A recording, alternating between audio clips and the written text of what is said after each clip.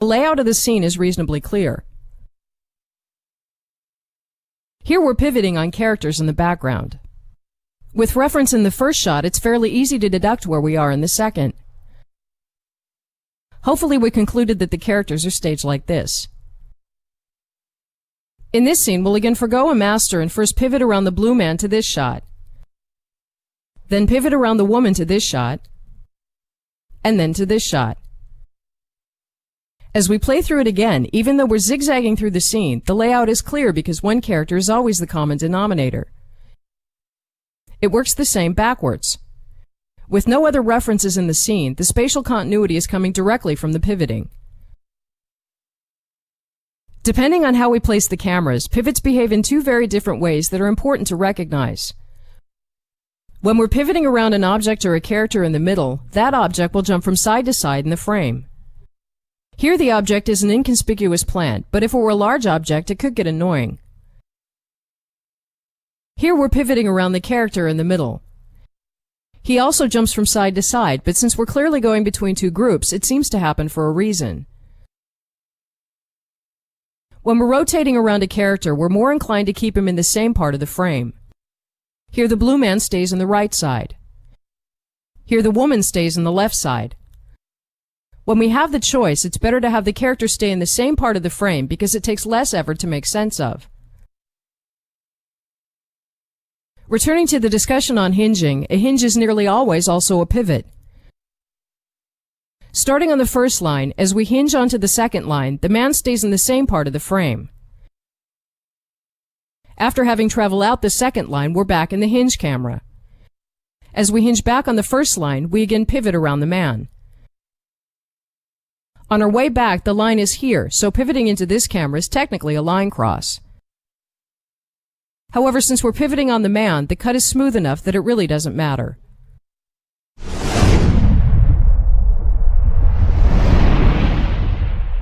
One of the most powerful ways to make a scene interesting is to control the order information is presented in. To do that, let's first look at the concept of open and closed framings. An open framing is a framing where we don't have everything we need to understand what we're seeing. The real story, the key information, lies outside the boundaries of the frame, and we're only seeing a small part of the bigger picture. That immediately makes us ask questions like, where are we? What are the papers scattered on the table? And whose hand is this? By suppressing that information for a short while, we pay more attention. A closed framing is self-contained. The entire story is within the frame, and we have everything we need to understand it. So if an open framing creates questions, closed framings create answers. As soon as the cat's out of the bag, we can't go back to an open framing and expect the same sense of mystery and curiosity. Everything is now just an insert. And the long, slow reveal from before has now lost most of its punch because we already know the larger whole it's part of. Anytime we can make a scene move from open framings towards closed framings, the scene as a whole becomes more interesting than if we do it the other way around, and it's a very effective habit to develop. On a slightly larger scale, the logic of open and closed framing is key to deciding the cutting order of shots in a scene. Here we're starting on a single character, and we don't know that this is an open framing until we cut to reveal another character also in the scene. A classic comical trick is to play on assumptions, as here where the man is talking about something deeply personal, so we assume that he's maybe with a therapist. Cutting to reveal him in the center of the boardroom of a Fortune 500 company completely changes the meaning. A master is usually a very closed framing, and while starting a scene in a master works wonders for establishing geography, it eliminates any visual mystery right off the bat. But we don't need masters per se, because all we want is for the internal geography between the characters to make sense, which we can easily achieve by honoring the line or by creating overlapping groups. Masters work best for scenes where we need to deliver a lot of information quickly because one glance conveys the whole situation. A master or closed framing also works great to wrap things up, for instance after we've been covering intimate dialogue in close shots. We then cut to a wide shot to close the scene. But regardless of whether or not we use this to control the order of information, open framings tend to simply be more interesting because they create the feeling of shooting a small part of a world that's much bigger. Closed framings, on the other hand, give the feeling that the world has a definite size. In this scene, we're restricted by the size of the set, and whether we're on a soundstage or on location, the edge of the set is a realistic concern. So the tendency is sometimes to just barely squeeze the action into the set and cover it in the widest possible shot to capture the whole available scene. But after a while, we begin to feel confined, as if the world ends just to the left and the right of the frame. Which is true. The slightest pan reveals the edge. This often makes a set look like a set. What we really want is the feeling of a world that extends infinitely beyond the boundaries of the frame and where we're simply capturing the part that happens to intersect.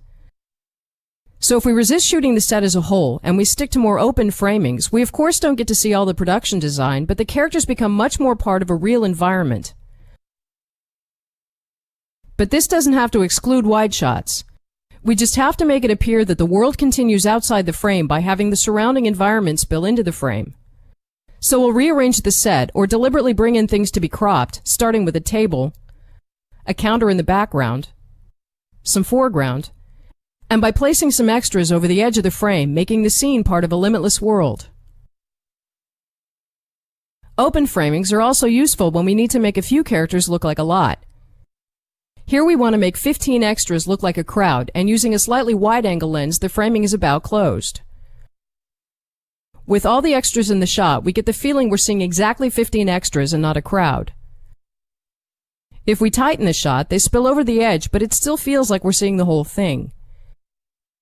What we should do instead is create an intensely populated shot with enough spill over the edges that we believe the environment looks the same. So we'll start by staging the characters deeper and closer together, and use a longer lens which automatically makes the frame more open, at the same time compressing the space. We then make sure to fill in any gaps around the edges so the world is infinite. With crowd sound effects added, this can be quite convincing. Finally, open and closed framings can effectively be mixed within a single shot. Here the man is waiting to talk to the woman about a serious error in some paperwork. So the framing is closed on her in the papers, but open on the man, and we don't know what state of mind he's in. As we crane up, we gradually find out.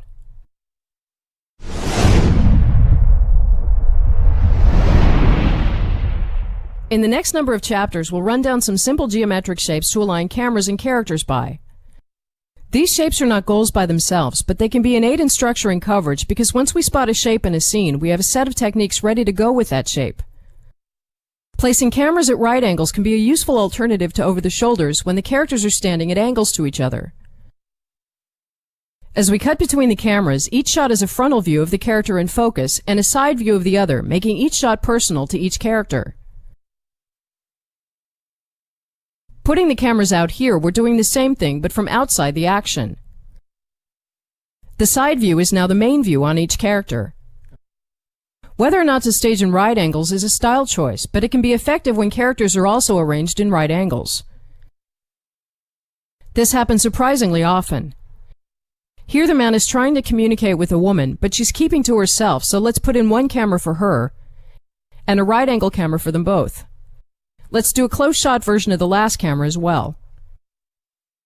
Starting in the single shot on the woman, this layout gives us very expressive coverage to edit from. The main benefit of right angle cameras is that they very naturally isolate characters and can make shots more individual. Outward cameras are placing cameras outwards from a central point. This can be a manageable way to cover scenes that easily have many lines like this scene where the characters are sitting around a table. The philosophy is to aim all cameras out from the center, but in reality we'll be backing up most of the cameras to get a better framing. So starting with a shot on the man in the suit, we'll put in a camera for the women and one for the men. Let's also do a camera on the blue woman and one on the blue man. Since we're staying within all lines, the coverage makes sense, at least in theory. Practically, cutting between 360 degrees of cameras can sometimes feel like we're twisting our necks. For that reason, it can be a good idea to limit the arc in editing and never cut around in a full circle. So we'll avoid cutting from this camera to this camera. Instead, we'll hinge on the man in the suit to get back and forth, as he seems to be the moderator in the scene anyway. As in choosing a major coverage angle, starting coverage outwards from a central area is a good strategy because it creates less line issues. With parallel cameras, all cameras are shooting in the same direction. This produces very two-dimensional coverage that can be a style in itself. Parallel cameras can work great on a limited set that doesn't allow a lot of freedom to pick angles. Here we really only need a back wall. But since every shot is from the same angle, spatial continuity is harder to maintain. Keeping the space consistently in front of the characters helps. We're keeping the moderator in the center, which also helps. We've additionally set up some cameras to create overlapping groups. In a scene like this, where spatial continuity is easily a problem, it can be a good idea to shoot a full master because the ability to cut back into a master at any time will be useful in editing.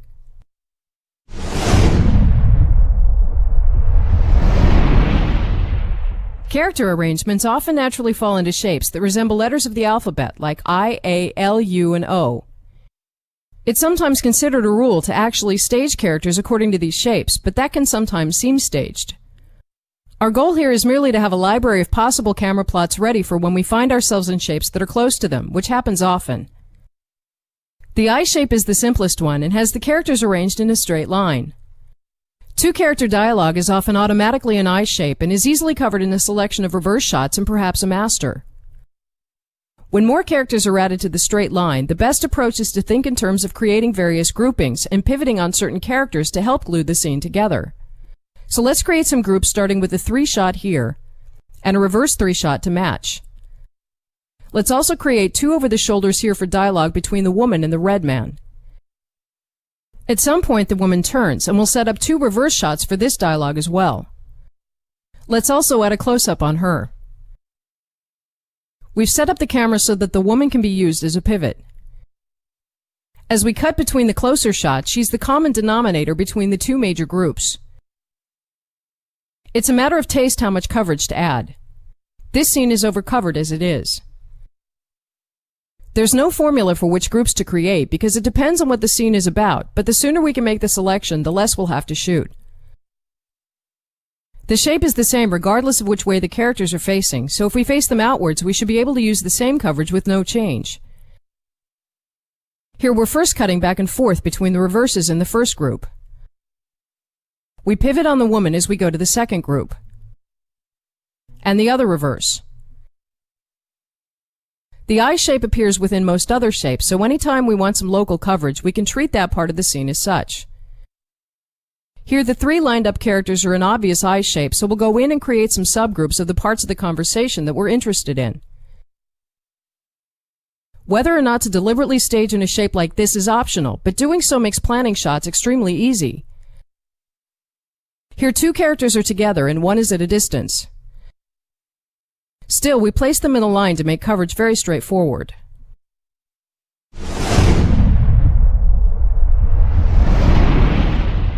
The A shape consists of 3 characters arranged in any kind of triangle and is a shape that appears in one form or another in the vast majority of scenes. So it's extremely useful to have camera plots at hand for it.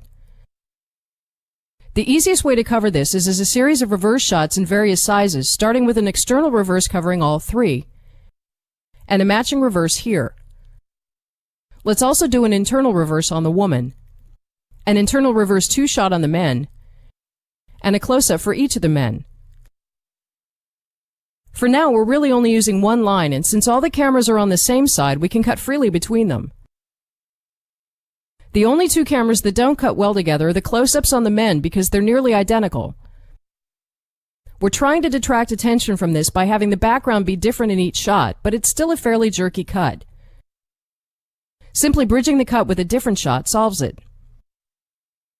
So we're basically covering it as regular dialogue, except one side has 2 characters. But we don't have to be stuck on one side of the line. If the men are to have dialogue, we'll put in a reverse pair for that, which creates another line here.